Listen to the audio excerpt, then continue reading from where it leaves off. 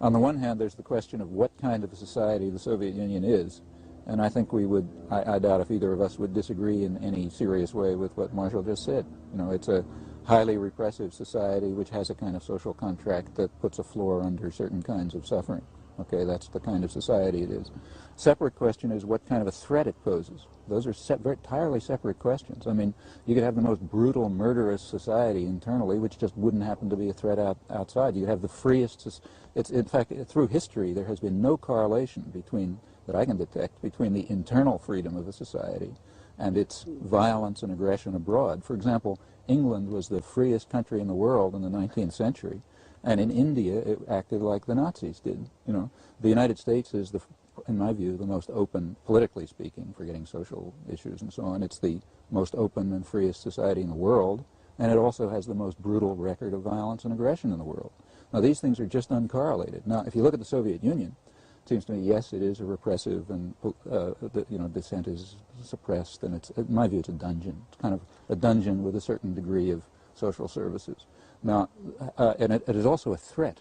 It's a threat to the government. It's a threat to its own population. It's a threat to, in fact, anyone within its reach. But its reach doesn't happen to be very long. I mean, its reach is far shorter than we claim it to be. So for the population of the Soviet Union, for Eastern Europe, for Afghanistan, the Soviet Union is a real threat, and I don't see how anybody can question that.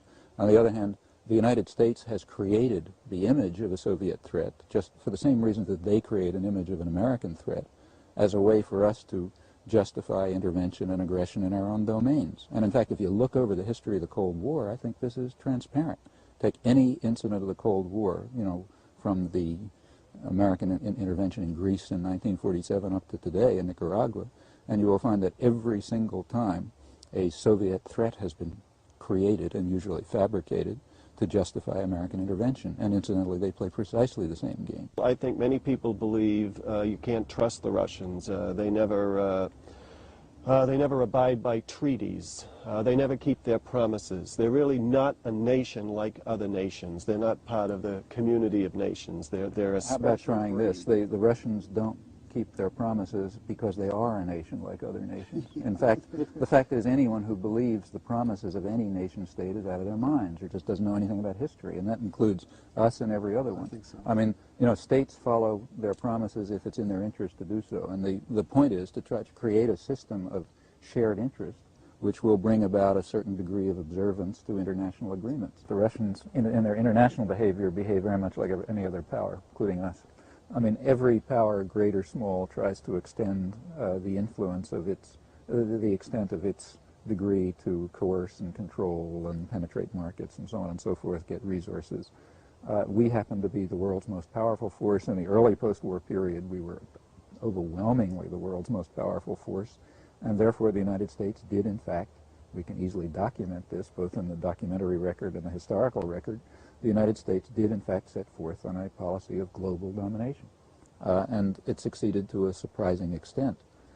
Since that period, and the Russians did so also in their much smaller sphere. Every society perceives itself, or tries to make its public perceive itself as benevolent. I mean, the British were carrying the white man's burden, and the French had a civilizing mission, and the Russians are doing their internationalist duty when they invade Afghanistan, and the United States is preserving democracy. And all of this, I mean, we are as much interested in democracy as the Russians are interested in socialism. In fact, we, you know, over and over again have overthrown democratic regimes if they didn't do the kind of thing we wanted them to do. I mean, study after study has revealed the obvious, namely that American support and aid correlates essentially with the improvement of the investment climate. If a country is willing to open itself to our penetration and control, our access to resources, allow our corporations to repatriate profits and so on, we will support them. It doesn't matter what kind of regime they have. The United States is opposed, naturally, to any attempt on the part of any society to use its resources for its own purposes, instead of to integrate itself into what we call an open world system, which means a system that's open to American economic penetration and political control. If any society deviates from that, whether it's capitalist, fascist, communist, democratic or whatever, the United States will be opposed to it. Actually, there are two, as far as I can see, there are two forces in the world that are attempting to carry out the, in my view, quite ludicrous attempt to identify the Soviet Union with communism.